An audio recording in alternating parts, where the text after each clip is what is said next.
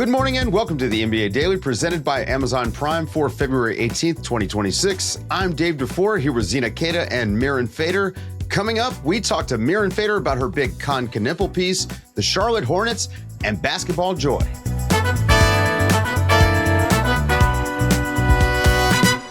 Good morning, everybody. What's up, Zena? Welcome to the show. Mirin, how you guys doing? We're good. Wonderful. Thank you for having me. Awesome. The Charlotte Hornets are fast becoming our favorite team around here. Like, they're so much fun. And with the slow week, we thought it would be a good time to check in on some of the bigger stories that we've had over at The Athletic. So we brought in our feature writer, Mirin Fader, who wrote a great story about Kon Knueppel and his whole process and family and upbringing. Mirin, welcome to the show. How did you have the idea to follow around Kon Knueppel, and how did you know it was going to be so interesting? My editor, actually, Glenn, he was like, there's something interesting about this guy and his family. Like, I'm seeing this family everywhere, and there's a lot of K names. And so for me as a feature writer, I'm like, okay, what's interesting? What's beyond the, somebody scoring 20 points a game? And I was like, he's actually really good, but who is he? What's happening with him? And I think a lot of smaller market teams that don't get a lot of attention, they have the best stories. So I was like, I need to see what this guy's backstory is. And I love your piece, especially the way you open it up. Coach Charles Lee, head coach of the Charlotte Hornets, calling Kon an effing killer. And that feels jarring, given how composed and kind of understated and poised Kon comes across publicly. He looks like an accountant. Like, we can say this, Zena. Okay, he just that's not what we think about when we think about basketball killer, right? 1000%. You're absolutely right. And Mirin, you've written a lot of deep profiles on a lot of NBA players. So I'm curious for maybe other effing killers that you've probably covered. How does Kon compare as a person, as you kind of peeled back the layers and found out more about him? Oh my gosh, my killer rankings. Yes. It's so funny because we were just meeting at this junior college and he walks in and if you didn't know basketball, you would literally not think this person is an NBA player. He looks so boy next door, and he was so normal and nice and hi, how are you doing? Versus us, we're used to just going around, trying to get 2 minutes with this person. Will they let us talk to them in the hallway? He's just so down to earth and normal. And then he gets on the court and it's this straight up menace. And I think out of all the killers that I've profiled, including his teammate, LaMelo Ball, Kon is definitely top 5. Written what? on Giannis. Wow. Kon is top 5 because he's so silent with it. It's so out of nowhere. He has this deadpan face, and then he's just the competitiveness just comes out. And he gets black eyes, he gets bruises, he'll get knocked down, he comes back the next day, and he's just yeah, I'm gonna bust a 3 in your face. It's just, I can't even explain it. It is such a silent killer. Yeah, it's giving early Stephen Curry. I mean, it's the accountant. It's like the movie. Yeah, the Ben Affleck. With Kobe calling Stephen the babyface killer, and it was because you didn't expect it. Now, Exactly. Steph, I feel like he understands the business of it. He understands the entertainment of it. So he kind of has the moments. But before, when he started, it was very much like Kon, where it's deadpan, those laser eyes. I'm just focused in. Yeah. Yeah, it's like that clip with Kobe, and it was Matt Barnes, right, who throws the ball out. Yes, I am not blinking. Doesn't flinch. Yeah, Kon does not blink, and he's just so focused. And it's funny because when Coach Lee was telling me that, he was so serious. He was like, "Look, I'm not even exaggerating. This is him." And I think that's cool because a lot of times, especially with 3-point shooters, they think, oh, you just stand in the corner and bust threes. But there is a tenacity. He is working on his defense. You see the killer come out in so many other ways than just I'm going to score on you. How much of the success that we're seeing from the Hornets, and it's funny to say because he's a rookie and he's halfway through his rookie year, right? This is not the sort of player that typically affects a team. How much would you give him credit for, Kon Knueppel, coming in as a rookie and being ready to play, physically and mentally ready to play? What would you put it at a percentage? I want to know what you think after spending time with these guys. I feel like his impact, because it goes beyond just, the scoring and the impact, I would put it 50, 60%. Wow. When he talks, people listen. And even the veterans on that team, which there are a lot, like I spent a lot of time with Pat Connaughton, and he was so effusive with his praise about Kon's leadership and the way he's so mature. And so I think like that type of thing is why they're doing well. It isn't just, I'm scoring a lot and we're having fun. I think he really does try to like bring people together. Even as a rookie, to be able to like lead in film session, which he does, and, point out what everybody's doing and go to a teammate individually and say, hey, I need you to be here. Like those are things that you don't really start doing till like second year, third year, fourth year, and I think even being on a team with guys who are used to doing that, like Pat, it really speaks volumes about the confidence that he has and the way that his teammates empower him to do that, right? It would be very easy for them to resent him. Oh, who are you? Like this rookie coming in, telling us what to do, whatever. Everyone really likes him. And I think it's because he does the work, right? Like he's not asking you to do something that he's not willing to do. It isn't loud. It isn't, I'm the best. I'm the leader of the team. It's very much like, I'm going to go about my work and I hope you do too. And let's have fun. I love that visual of, him raising his hand in film session to call things out. Because I remember being a freshman and being told by my coach, just stand on the sand, watch the waves from the beach, right? Like you're supposed to just observe and listen. And so I love that. And, what Dave is referring to, we saw that 9-game winning streak between January and February, longest for the franchise since 1999, second longest in franchise history. And a lot of that can be attributed to just how well they did offensively. First in offensive efficiency during that run, second in 3-point shooting percentage, and had a top 5 defense. And you're looking at Ball, LaMelo, who you've covered, from like high school before he got to the league, which is awesome.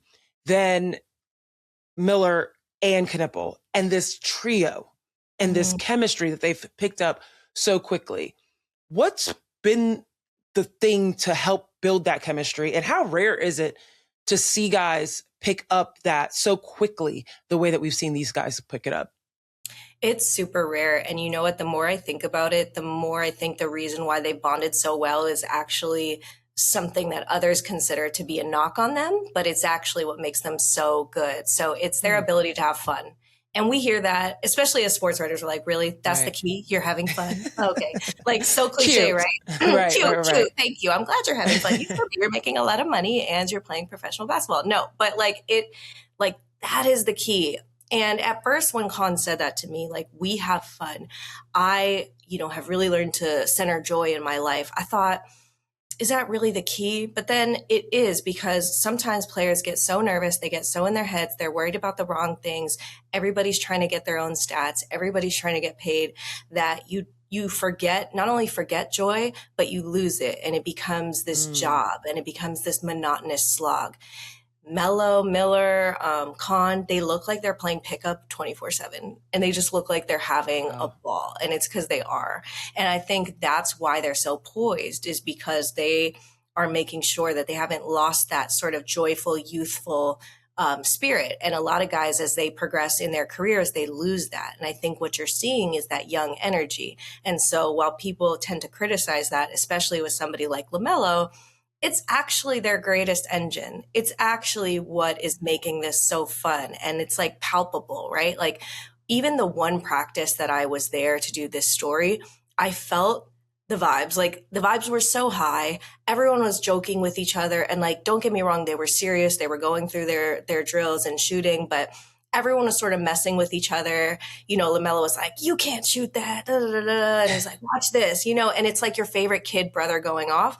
But they're all like that, no matter their age. And so I think they know when it's time to get serious, but they also know that if you keep that sort of fresh, youthful, fun spirit, you can still get results. And, at the time I went to the practice, I was hearing all these reports like, oh, there's trouble in Charlotte. Will LaMelo stay? And I was like, Literally, everyone is having so much fun at this practice. I could be wrong, right? I'm an outsider, but I was like, no, vibes are really, really like awesome. They look like they genuinely all enjoy being there.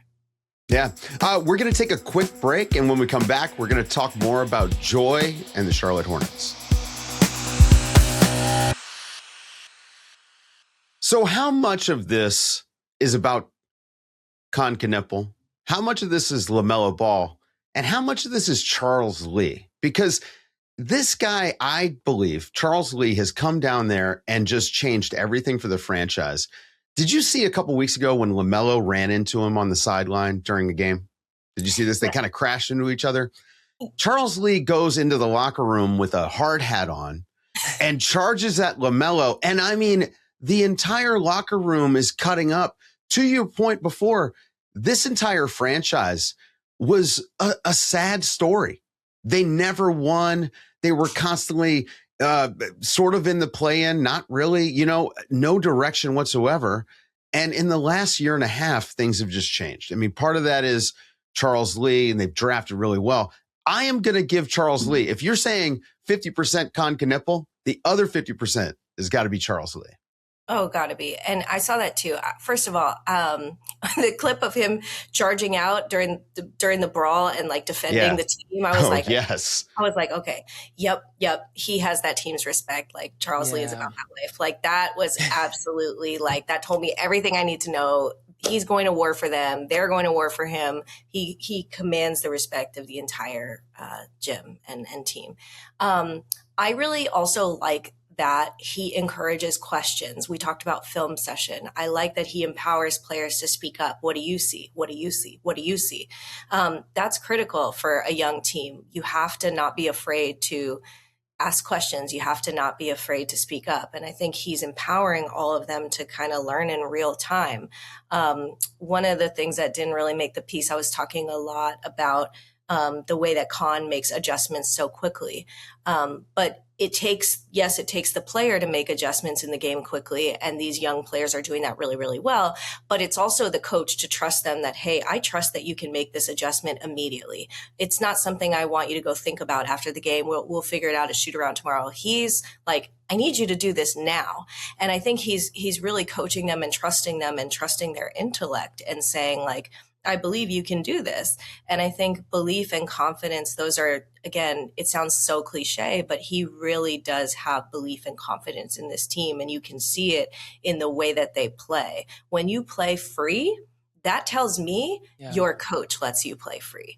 And LaMelo has it now, and Brandon and Kon, like they play free. And I think that definitely comes down to your coach.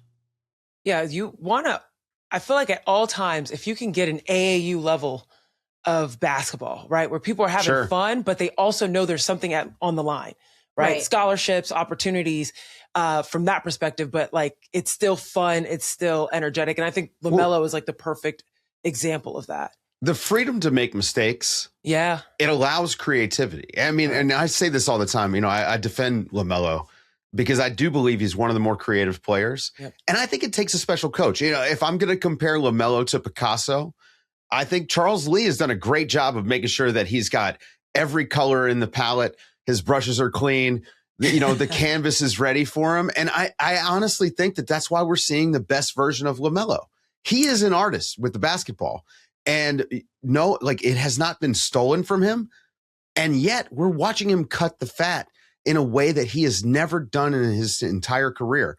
And I just can't help, as a coach myself, I cannot help but place a lot of this on Charles Lee because it is a difference. And I think it starts with him.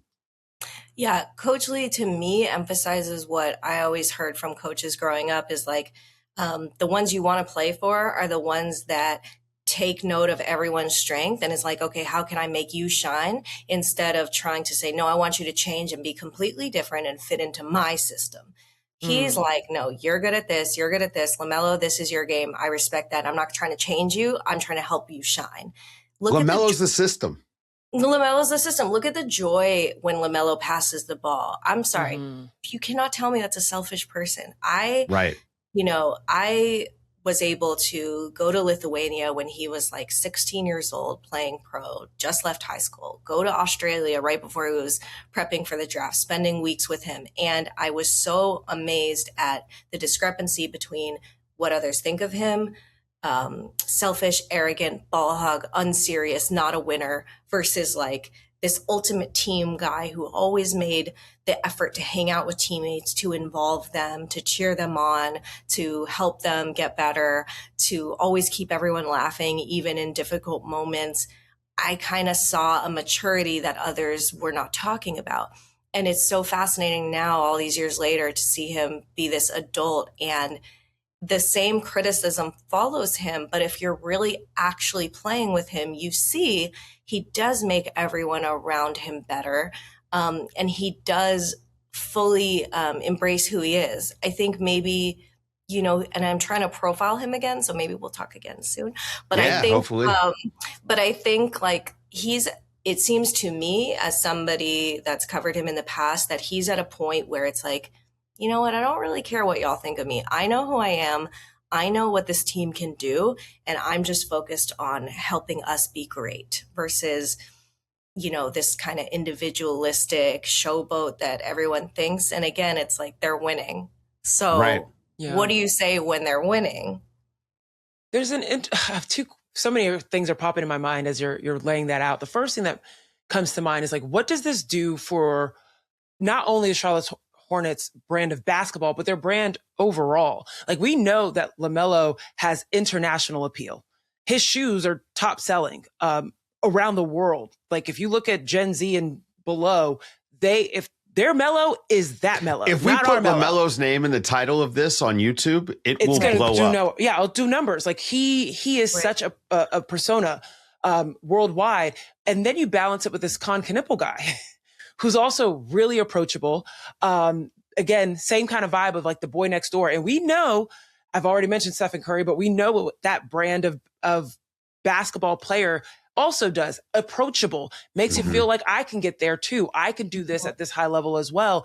And I feel like the two of them together can transcend, you know, what we know to be 19 win Charlotte Hornets last year, right? Like, I feel like there's another thing. And so I was curious what your experience was at All-Star, seeing Kon Knueppel kind of get onto the national stage and being part of the 3-point competition. Like, what did it feel like hearing about the Charlotte Hornets and Kon's representation there? Like, what did it feel like from that perspective?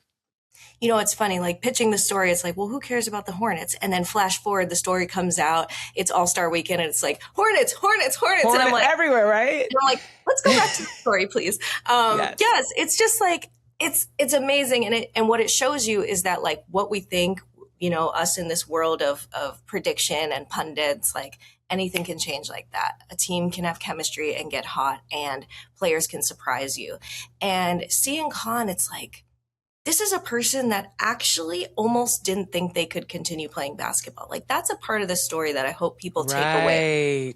There was this time period during, you know, college at Duke where he felt so homesick and just so lost, trying to get used to everything, that he literally said to his parents, is this worth it? Is this dream that I am chasing worth it? Is pushing myself to exhaustion each day worth it? Like, and feeling such extreme emotions from not playing well in his first earlier games that he's like, I don't want to ever feel this way again. Like, I don't want basketball to dictate every emotion that I have. I want to be great, but not at the sacrifice of my mental health, my mood, my emotion. And so you look at somebody who literally was on the verge of, his mom was about to drive to Duke and bring him home and coach. I spoke with one of the assistant coaches. They were like, we didn't know if he was going to make it, to he's at All-Star weekend in the 3-point contest. In the final. Yeah. Looking like somebody's, again, accountant. And I mean that so respectfully. Yeah.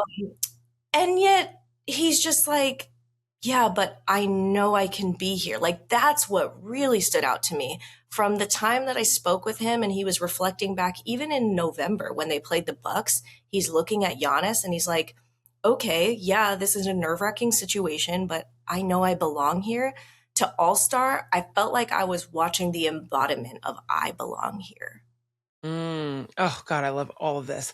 And I feel like there's something to be said about his family, right? We've talked very lightly about just, I remember at draft, all the K names being announced, like the little montage that they do, and like the drops of all the brothers' names, and then learning in your story that their home is called the convent or the complex. The complex, that's what it was. I was like, maybe not nuns. There it is. Thank you. The complex.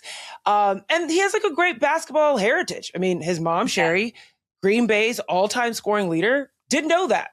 Did not know that. That's so dope. I actually texted folks from the no off-season staff after I heard that. I was like, hold on, did you guys know that Kon Knueppel is from history? Got a but then pedigree. Also has a little pedigree.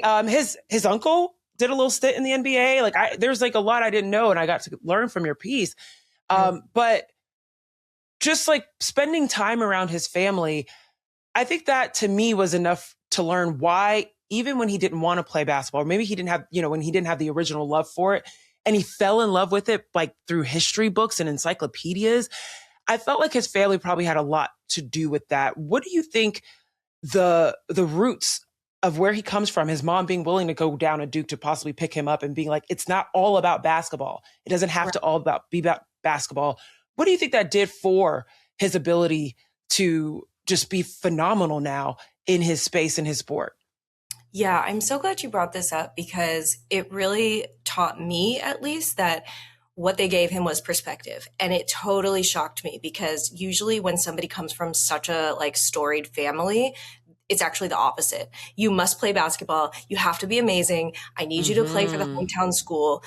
You got to go to the NBA. We're going to work on dribbling through cones after school. It was the total opposite. It was like, hey, we had this great career. We're not forcing you into this. And I think it's such an example. If you let your, I don't have kids, but speaking with the family, being around them, it just taught me that if you actually let them figure it out themselves, they will fall deeper in love with the game. They will become even more obsessed with it if you don't force them. And he's also a great example of how you have to watch so much basketball to become not just good at it, but really smart and intelligent at it. He's watching his dad's men's league games, and he's learning more than you could ever learn at some clinic where they're like, hey, to do this drill, you have to position your foot like this. He's just watching his dad, and he's so involved. He starts crying when his dad loses when he's a little kid. He's so attached to the game that he's just you'd think he was in the game. And so to me, I thought that was the coolest part, is he's such a nerd. That's what I thought. I just was wow, this is the biggest basketball nerd I've talked to. He'll call his friend and be like, let's talk about who was in the 96 draft. Imagine just it's fitting. This is fitting, because he looks like an NBA podcaster. You know what I mean? He looks like a guy that would roll in here and talk to me and Zena about the Charlotte Hornets. 100% going to take our jobs. If not, we'll be the head coach of University of Wisconsin. But I think to your point, Zena, it was this wonderful background of falling in love with the game that had nothing to do with making it your career. I wish so many of us learned this lesson, whether it's hey, what major do I need to be in college so that I can get X career? There was no hey, what's your career? It was just okay, do you love this? Do you want to do this? Cool, let's go shoot. Okay, you're still into this? You still want to do this? All right, I'll sign you up for this camp. It was never X to get Y. It was never a means to an end. And look, he ended up there without, putting that pressure on him. Yeah, he grew up with the two most powerful words in the English language. Let's play. That was how he took it. Yeah, it's amazing. It's a great story. The Charlotte Hornets are a great story. Everybody go and read Mirin over at The Athletic. Can you give us a sneak peek on what you've got coming out next? Okay. Well, are you allowed? Hopefully I don't get fired. No, maybe a hint. Hopefully I don't get fired. You're not getting fired. We don't have to worry about that. Okay. This story is going to come out near playoffs, so we have to wait on it, but there's a couple stories coming before, but this story that I'm working on, guys, I'm a nerd, which is why I connect with Kon so much. Look, books, words, nerds.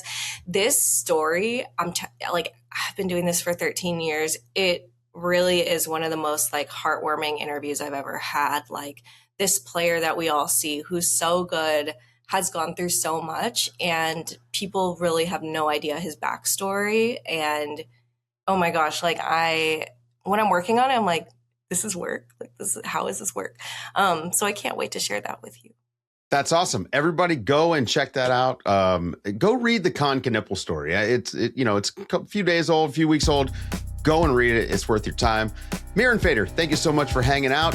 Thank you, Zena, as always, for being around with me. I'm Dave DuFour. This has been the NBA Daily. Thanks for hanging out with us.